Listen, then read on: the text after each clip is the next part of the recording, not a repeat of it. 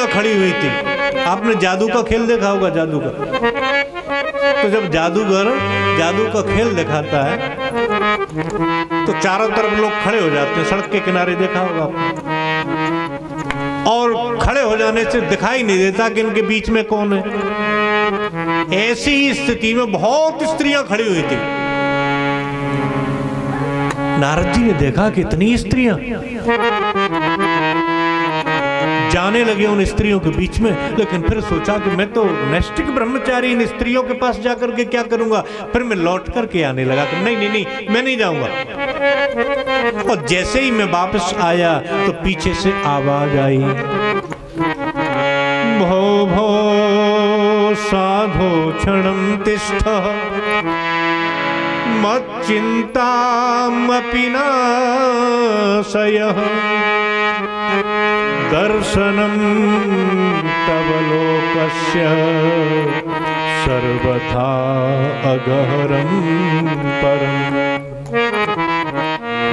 संस्कृत में जो भो शब्द है, भो माने अरे, अपन किसी को बुलाते ना, तो पीछे से आई भो भो साधु, अरे अरे संत महाराज, साधु महात्मा, क्षणं तिष्ठ, एक क्षण रुक तो जाओ, मैंने आपको पहचान लिया। दर्शनम तब लोकस्य सर्वथा गहरम परम। हे देवर्षि, आपका जो दर्शन है वो हमेशा दूसरे के पापों को नष्ट करने वाला है। तो कृपा करके मेरे इस दुख की निवृत्ति भी कीजिए। तो नारद जी कहते हैं, जैसे ही मैंने इस आवाज को सुना तो मैं पीछे मुड़ करके देखा तो एक सर्वांग सुंदर तरुणी स्त्री हाथ उठा करके मुझे बुला रही है।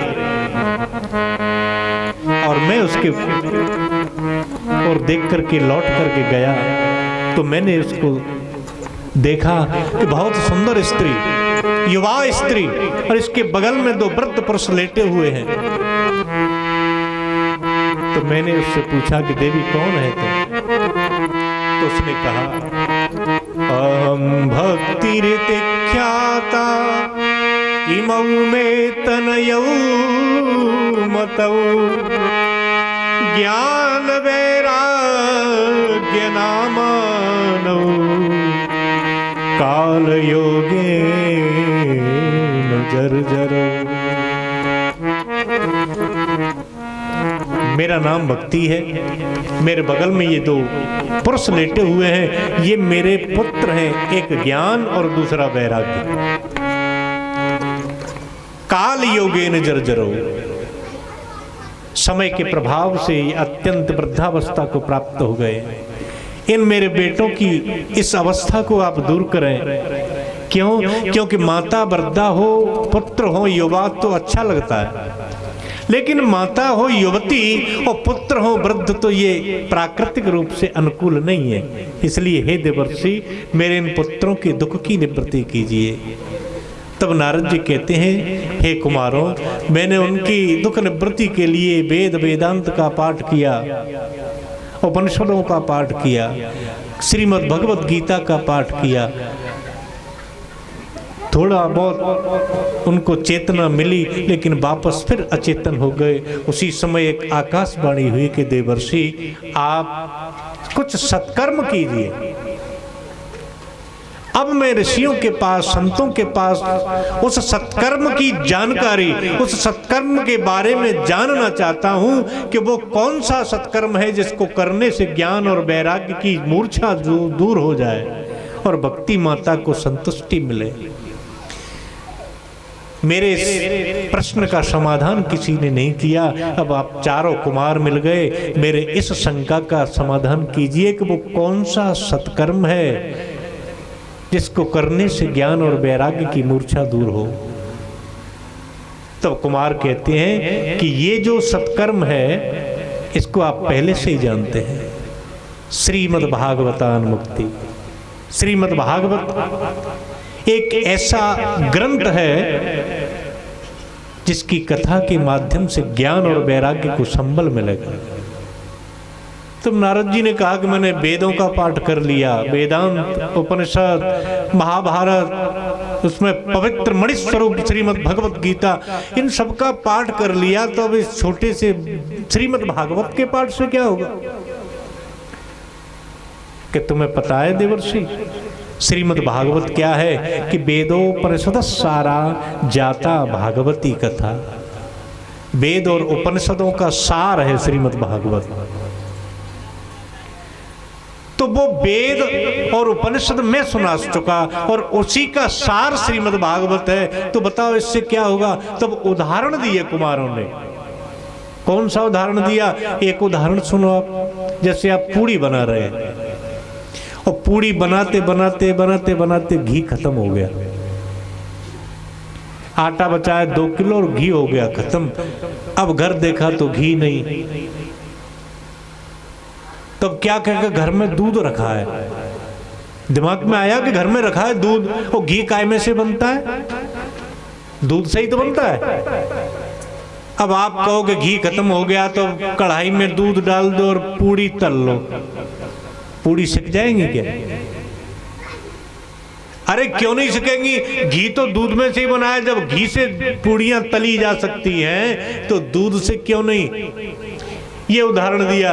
कुमारों ने कहा कि नारद जी, वेद है दूध और श्रीमद् भागवत क्या है? घी। आवाज नहीं आती, आवाज कभी कभी दे दिया करो, पता लग जाता है कि सोए रहे कि जग रहे हैं। बोलो जय श्री राम। जय श्री राम। दूसरा उदाहरण दिया, आम खाए आप लोगों ने? खाए होंगे आम। अब आम का, अब तो हर सीजन में आम मिलने लगे हैं, लेकिन पहले नहीं मिलते थे। ऑफ सीजन में आम की इच्छा होती थी, लोग कहते थे कि आम खाएंगे, तो कहाँ से खाएंगे? अब तो सीजन ही नहीं है। तो एक बुद्धिमान आदमी आकर के कहने लगा कि आम, यही तो पेड़ है सामने, जो आम को कितना बड़ा सुंदर पेड़ है, जहाँ में बहुत अच्छे मीठे मीठे आम के फल। अरे जब आते तो हमने खाए हैं, और जब जय आम को पेड़ और जय आम के पेड़ में ऐसे सुंदर फल लगे और फल की खावे की तुम्हारी इच्छा है, तो क्यों ना जब पेड़ ये खा लो, स्वाद मिलेगा कि नहीं मिलेगा? दूसरा उदाहरण दिया फल का। तो जो स्वाद आम के फल में है वो वृक्ष में तो नहीं है। तो वेद क्या है? वृक्ष। और फल क्या है? श्रीमद् भागवत। तीसरा खांड, शक्कर जानते हैं आप? चाशनी बनाते हैं तो शक्कर की आवश्यकता पड़ती है। जलेबी गन्ना ते नहीं, चाशनी में डूब जाएगा। माने गन्ने की चाशनी बन सकती है। तो ऐसे सुंदर उदाहरण दिए कुमारों ने कि देखो नारद जी, तुमने यद्यपि समस्त वेदों का, वेदांत का, उपनिषदों का पाठ किया है, लेकिन जो काम श्रीमद् भागवत कर सकती है वो वेद नहीं कर सकते। बोलो जय श्री राम। जय श्री राम। तब नारद जी ने कहा कि ये बात तो चोखी कही तुमने, तो अब क्या करें? अब कौन से विद्वान ब्राह्मण को देखें? आप चारों भाई अब हमारे पंडित जी बन जाओ, हम जजमान बनेंगे। भक्ति ज्ञान और वैराग्य के लिए हम श्रीमद् भागवत की कथा का आयोजन करेंगे। अब वो तो चारों कुमार कैसे हैं कि कथा मात्र के जीवन, ये उनको विशेषण दिया है भागवत में। जैसे मोटरसाइकिल पेट्रोल से चलती है, पेट्रोल या तेल नहीं डालने तो मोटरसाइकिल नहीं चलेगी, वैसे ही ये जो चारों कुमार हैं वो कथा से ही चलते हैं। कथा मात्र एक जीवन, इनको कथा नहीं तो इनका जीवन ऐसा लगता है मानो खत्म हो जाएगा। उन्होंने कथा कहने को स्वीकार कर लिया कि हम कहेंगे, लेकिन कहाँ होगी कथा? कहाँ है भक्ति ज्ञान और वैराग्य? कि श्रीधाम वृंदावन में चलना पड़ेगा पंडित जी। तो कहा कि हम नहीं जाएंगे। एक तो यहाँ जजमान नहीं है, तुम तो परमार्थ के यजमान हो, सच्चे तो भक्ति ज्ञान और वैराग्य हैं, उनको हमारे अलावा हम यही सुनाएंगे।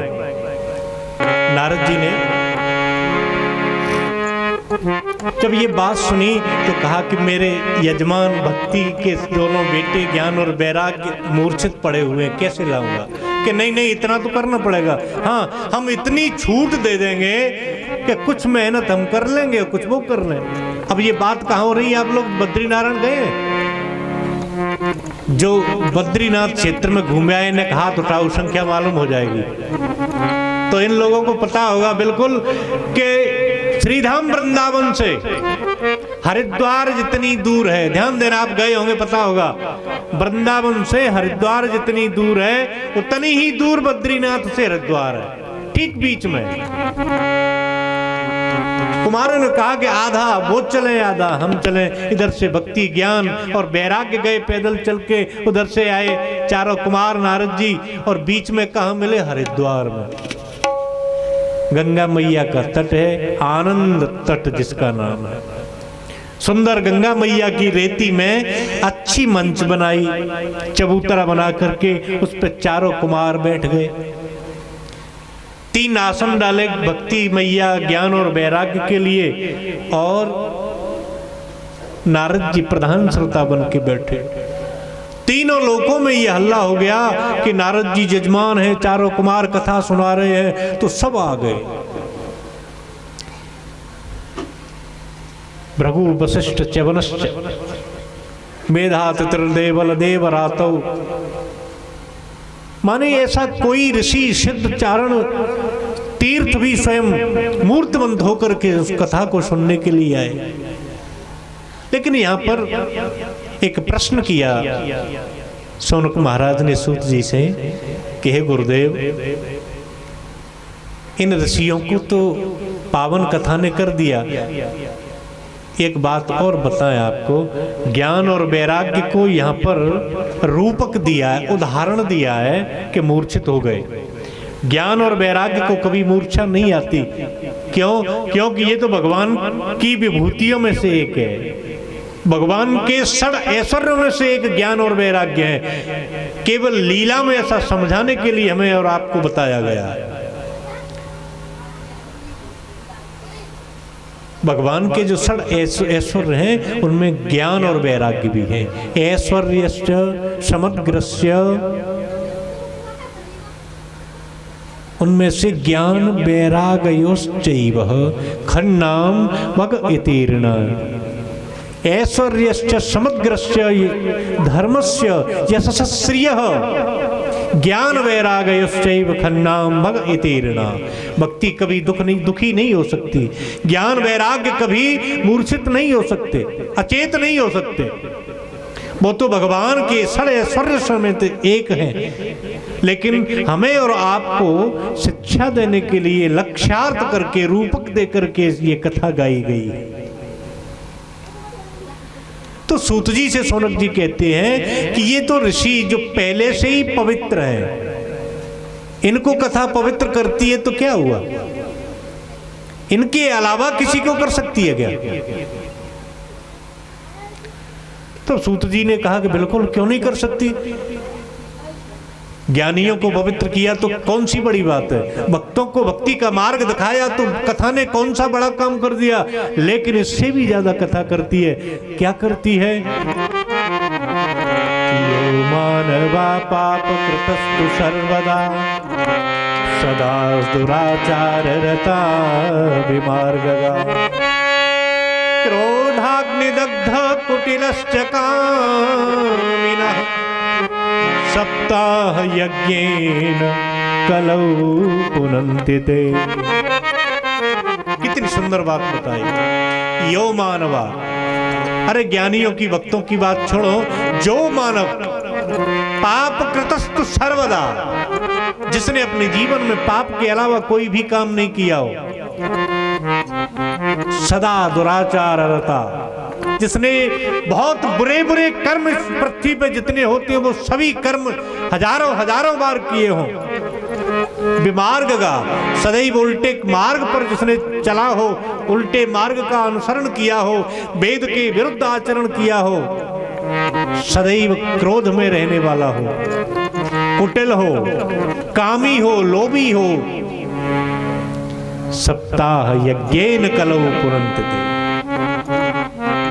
ऐसे मानव को भी श्रीमद् भागवत की कथा पवित्र कर देती है। और इतना ही नहीं, ऐसा आदमी यदि ऐसे बुरे काम करते करते मर जाए और मरने के बाद वो अधोगति को प्राप्त हो जाए, घोर भूत प्रेत इत्यादि बुरी योनियों को प्राप्त हो जाए, तो मरणोपरांत ऐसे जीव की मुक्ति के भी लिए यदि कोई संकल्प लेकर के श्रीमद् भागवत की कथा का आयोजन कराता है तो मरणोपरांत जीव को मुक्ति देने वाली श्रीमद् भागवत की कथा है।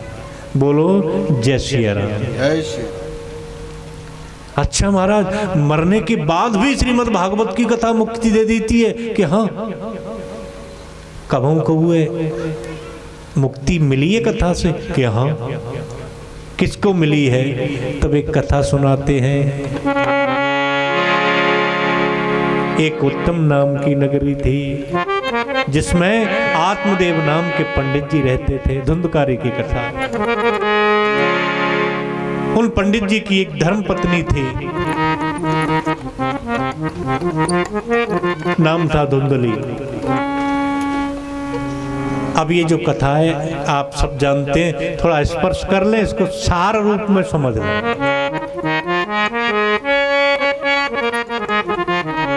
हर जीव की कथा है ये। धुंधकारी की कथा हमारी और आपकी कथा है, किसी और की कथा नहीं है। हम और आप हैं आत्मदेव, और हमारी और आपकी जो बुद्धि है जिसका नाम है धुंधली। धुंधली का मतलब जानते हैं आप? अंधेरा पूरा नहीं हो। आप देखना, उदाहरण दे रहा हूं मैं। धुंधली का मतलब क्या होता है? अंधेरा पूरा नहीं हो और ज्यादा प्रकाश नहीं हो। तो बूढ़े बाबा एकाधिक है, वो ईमानदारी से बताना। फिर बाबा कहा कहेंगे कि लाला जी कहा है कि बाबा दिखत ना तुम्हें, कि नहीं दिख तो रहो, ने धुंधर हो दिख रहा हो, ऐसी तो कहेंगे। कैसो दिख रहा है? धुंधला। धुंधला दिखना माने अस्पष्ट दिखना, स्पष्ट रूप से दिखाई न देना। रस्सी को सर्प समझ लेना या सर्प को रस्सी समझ के उठा लेना, ऐसी गलती कब होती है? जब स्पष्ट दिखाई नहीं देता। इसको कहते हैं संशयात्मका बुद्धि। जब अपनी बुद्धि किसी भ्रम में पड़ जाए, अपन निर्णय लेने में असमर्थ हो, ऐसी स्थिति होना। जब अपनी ऐसी स्थिति होगी और फिर अहंकार में हम निर्णय लेते हैं तो अहंकार का परिणाम हमें धुंधकारी के रूप में मिलता है। जीव ही धुंधकारी है। और ये धुंधकारी ऐसी संशयात्मका बुद्धि से पैदा होता है जो सदैव 5 वैश्याएं, शब्द रूप, स्पर्श, गंध और रस, इन 5 वैश्याओं की इन 5 विषयों में ही सदैव संलग्न रहता है। इसको निवृत्ति किसने दिलाई? गौकर्ण महाराज ने। गौकर्ण क्या है? ज्ञान स्वरूप है। गौकर्ण ने 2 श्लोकों में अपने पिता आत्मदेव पंडित जी को सुंदर गौकर्ण गीता के माध्यम से और उनको निर्देशित किया। अंत में ये जो कथा नारद जी सुन रहे हैं, भक्ति ज्ञान और वैराग्य की संबल, तुष्टि और पुष्टि के निमित्त, तो वहां पर एक संघ आया जिसमें बहुत संकीर्तन हुआ। और सूत जी से सौनक जी ने एक प्रश्न किया कि गुरुदेव आपने कथा तो सुना दी, धुंधकारी को लक्ष्य करके जीव ही धुंधकारी है, लेकिन हम इस कथा को सुने तो हमारे लिए नियम क्या क्या है? तो सबसे पहले सूत जी कहते हैं कि ऋषियों, इस कथा को यदि सकाम करना चाहते हैं, किसी जैसे अपनी भाषा में अपन क्या कहते हैं, बोल लगते, और दूसरी किसी संकल्प को लेकर के श्रीमद् भागवत की कथा करवाना चाहते हैं, तो इसके लिए एक विशेष मुहूर्त की आवश्यकता पड़ती है। और निष्काम यदि कोई करना चाहे तो मुहूर्त की कोई आवश्यकता नहीं है। इस कथा को मुहूर्त निकलवाने के बाद में श्रीमद् भागवत जी को निमंत्रण देने के लिए जाए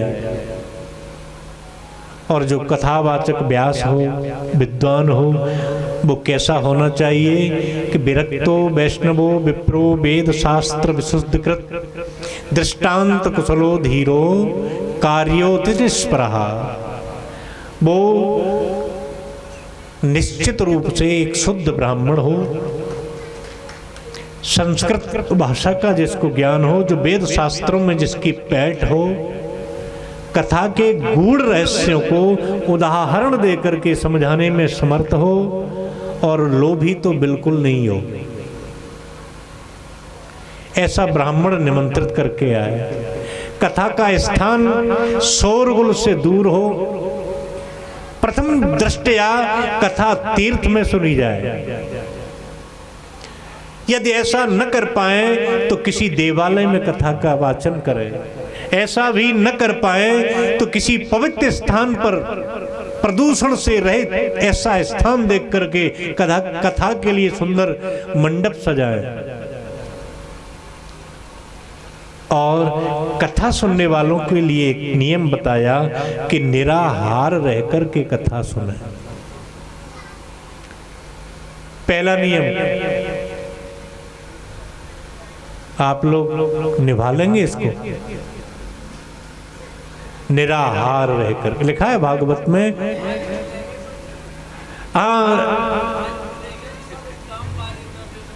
जय जय जय जय सिया राम।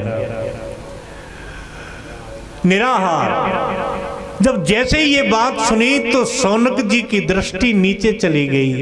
तो सूत जी ने कहा क्या हुआ? कि महाराज हम तो निराहार रह लेंगे, लेकिन आगे समय बहुत कम आ गया, लोगों पर टाइम नहीं रहेगा। तो एक तो टाइम टेबल बदल दो और दूसरा आहार। तो कैसे? कि एक समय घी पी के सुनो, एक समय घी पी के कथा सुनो। सुनते चलो आप। महाराज जीव नहीं बन पावेगी, क्योंकि पहली बात तो घी ना, और मिलू जाए तो पचे ना।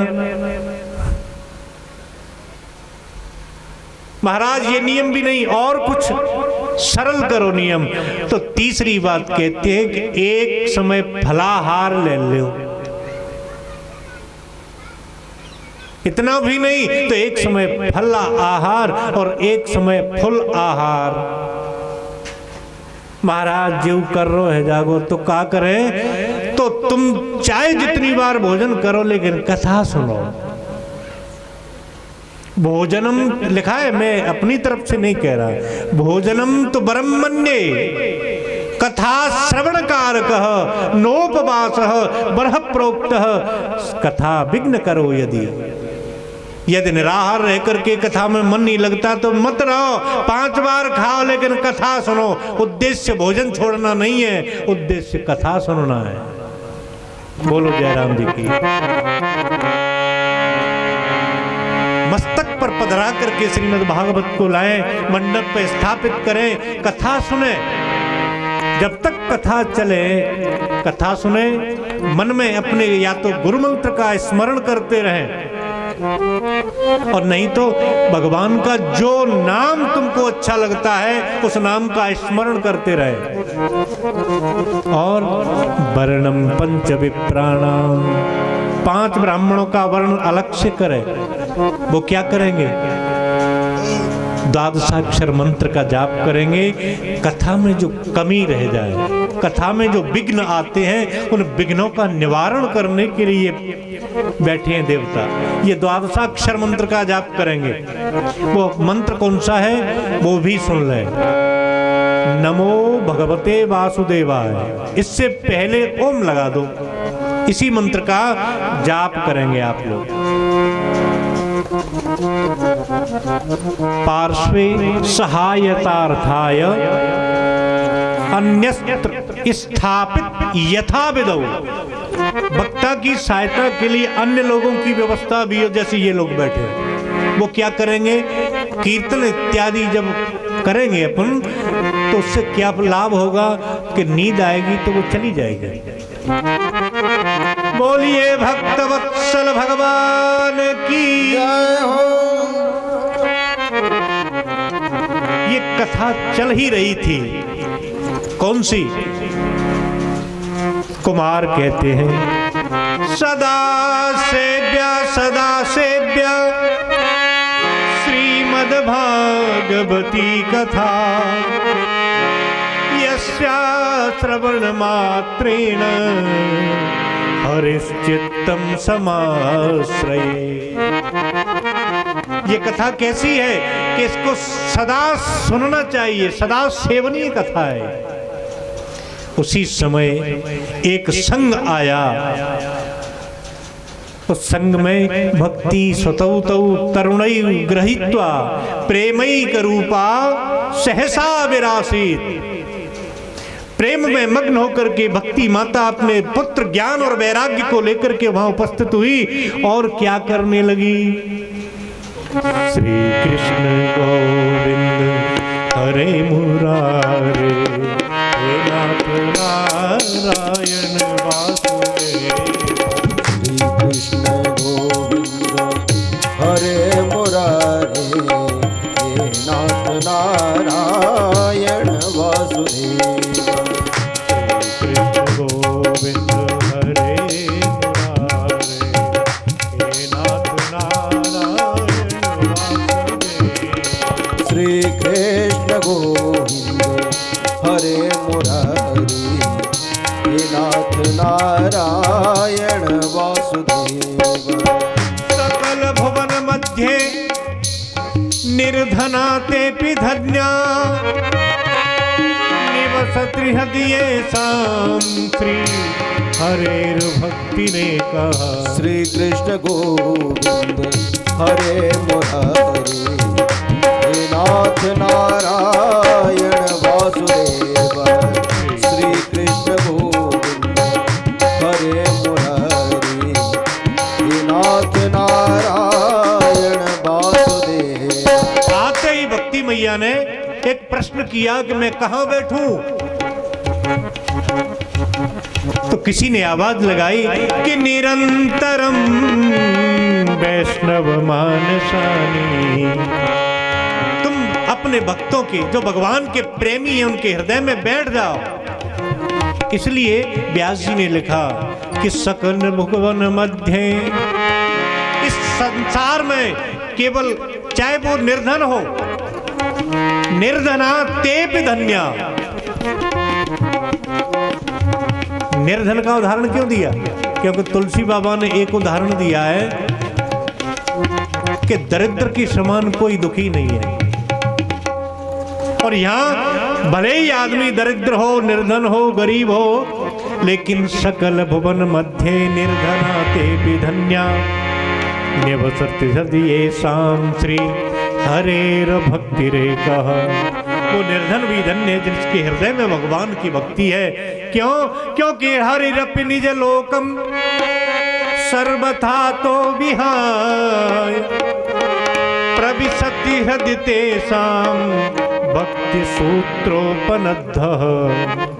भक्ति मैया की प्रेम की डोरी से भगवान भी उस निर्धन व्यक्ति के हृदय में प्रवेश कर जाते हैं। श्री कृष्ण गोविंद हरे मुरारे हे नाथ नारायण वासुदेव। श्री कृष्ण गोविंद हरे मुरारी हे नाथ नारायण वासुदेव। हे नाथ नारायण वासुदेव। हे नाथ नारायण वासुदेव। हे नाथ नारायण वासुदेव। हे नाथ नारायण वासुदेव।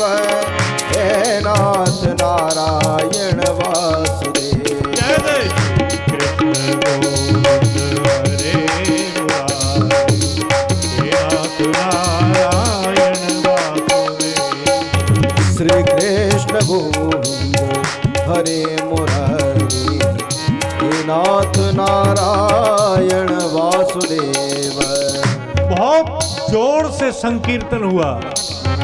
जैसे यहाँ वाद्य बज रहे हैं, ये कुछ नहीं है। उस संकीर्तन में तो बहुत वाद्य बज रहे थे। अच्छा महाराज, कौन कौन थे बजाने वाले? प्रहलाद तालधारी, तरल गति तया चोद्धव कांस्यधारी, वीणाधारी सुर ऋषि, सुर कुशल तया राग करता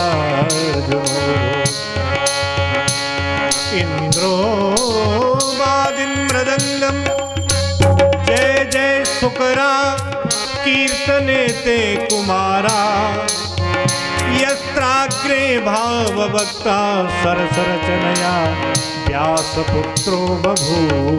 श्री कृष्ण गोविंद हरे मुरारी, नाथ नारायण वासुदेव। श्री कृष्ण गोविंद हरे मुरारी, हे नाथ नारायण वासुदेव। श्री कृष्ण गोविंद हरे मुरारी, हे नाथ नारायण वासुदेव।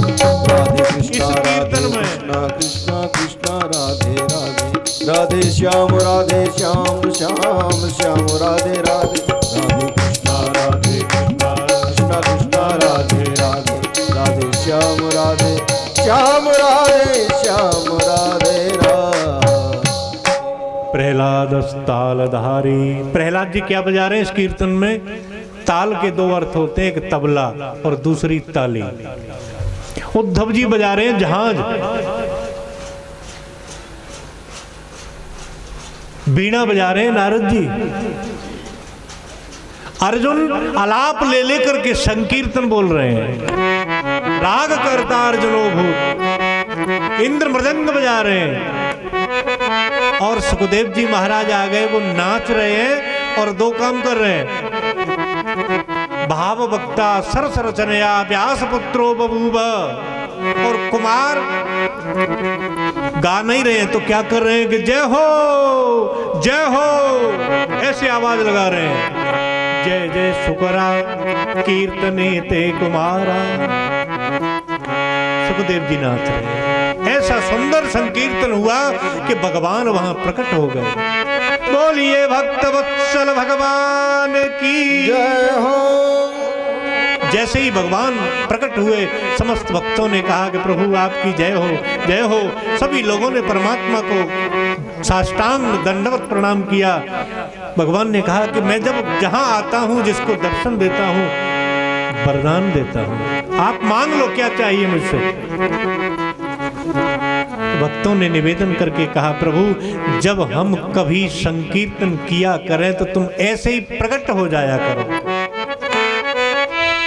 भगवान बोले कि ऐसा नहीं हो सकता, कि प्रभु वरदान दोगे नहीं, वचन अपना तोड़ दोगे कि नहीं वरदान तो दूंगा, लेकिन आगे कलयुग आ रहा है और कलयुग में संभव नहीं कि मैं किसी को दर्शन दे दूं। ईमानदारी से सोचना, कहूं आज के जमाने में कि तुम भगवान मिल जाए,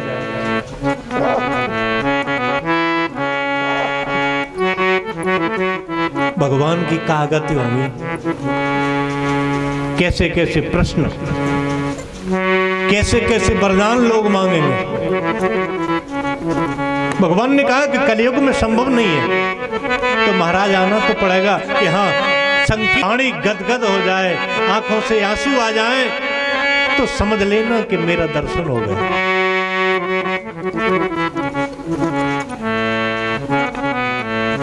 आए भगवान के नाम महाराज की शरण में चले।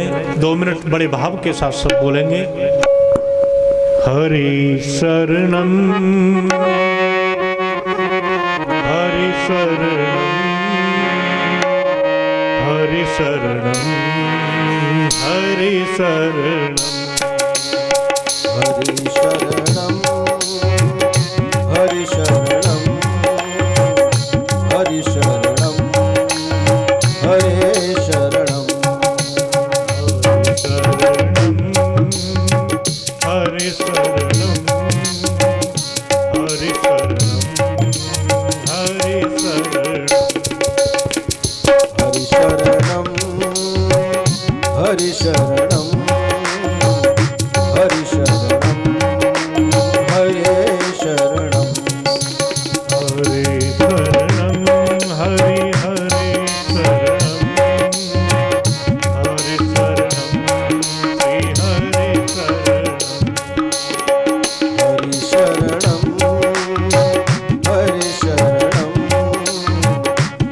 शरणं हरे हरे शरणं हरि शरणं हरि शरणं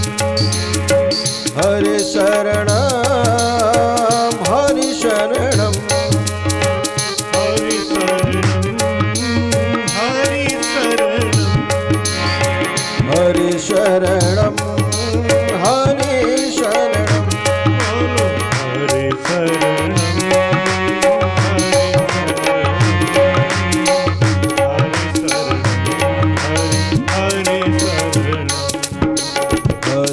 शरणं हरि शरणं हरि शरणं हरि हरे शरणं शरणं हरि शरणं हरि शरणं श्री हरि शरणं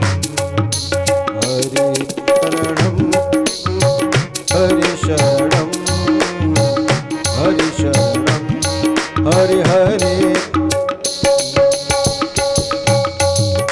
बोलिए भक्त वत्सल भगवान की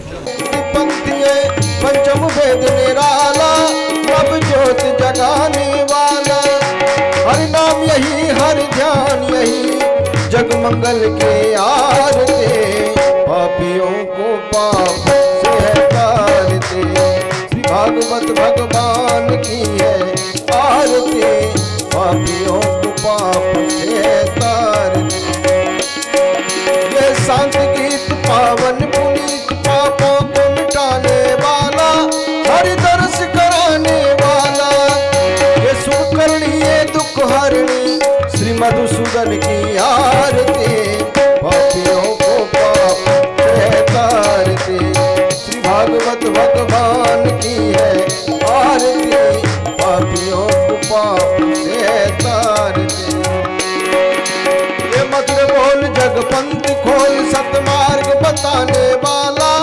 बिगड़ी को बनाने वाला ये मधुर बोल जगपंथ खोल सतमार्ग बताने वाला बिगड़ी को बनाने वाला हर नाम यही हर ध्यान यही हर नाम यही हर ध्यान यही श्री मधुसूदन की आरती पापियों को पाप से तारते भागवत भगवान की है आरती पापियों को पाप से है तारते पापियों को पाप से है तारते कर्पूर गौरम करुणावतारम सार सारम भुजगेन्द्रारं सदा वसन्तं हृदयारविन्दे भवं भवानी सहितं नमामि त्वमेव माता च पिता त्वमेव बन्धो सदा त्वमेव त्वमेव विद्या द्रविणं त्वमेव सर्वं मम देवदेव त्वमेव सर्वं मम देवदेव त्वमेव सर्वं मम देवदेव सबको ओम यज्ञेन यजन्तमयजन्त देवास्तानि धर्माणि प्रथमान्यासन्न देहनाकं महिमानः शचन्त चित्रपूर्वेशाद्याः सन्ति देवाः ॐ राजाधिराजाय प्रसंज्ञशाहिने नमो भजौ वैश्रवणाय कुर्महे समे कामान् कामकामाय मह्यं कामेश्वरो वैश्रवणो ददातु कुबेराय वैश्रवणाय महाराजाय नमः ॐ स्वस्ति साम्राज्यं भोज्यं स्वराज्यं वैराज्यं पारमेष्ठ्यं राज्यं महाराजमाधिपत्यमयं शमन्तपर्यायै स्यात् सार्वभौमः शार्वायुषान्धात् परार्धात् पृथिव्यैषमुद्रपर्यन्ताया एकराडति ततप्येष श्लोकोऽभिगीतो मरुतः परवेष्टारो